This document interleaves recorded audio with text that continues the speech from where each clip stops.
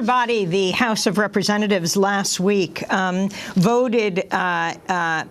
a legislation that would effectively force government agencies to stop studying climate change, calling on the National Oceanic and Atmospheric Administration and related bodies to focus on forecasting severe weather, but not exploring the likely cause. Now, Vermont is a case study of the effects of climate change. You were devastated by Hurricane Irene. Talk about what you feel, as a person who has championed the issue of renewable energy, needs to be done now, and how did that get passed?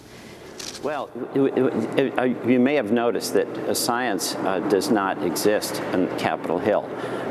We're in a fact-free zone here on some issues, and when it comes to climate change, people kind of make it up as they go along. And passing a law that prohibits you from getting information that you need in order to make decisions is pretty upside down and bizarre.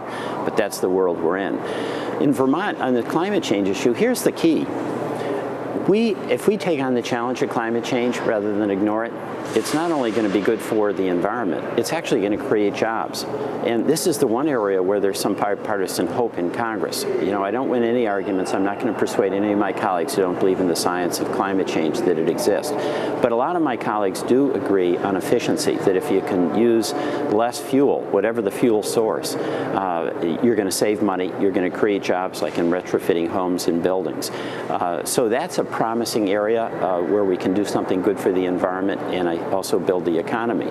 But the real dilemma here is that the folks who are so against climate change as a challenge that we have to face, I think the possibility that in taking on that challenge we can create a strong economy eludes them. And that's what we have to do, because the middle class is getting squeezed. They need jobs, and we've got to find ways through building our infrastructure and having a stronger energy policy that can help create jobs and increase wages.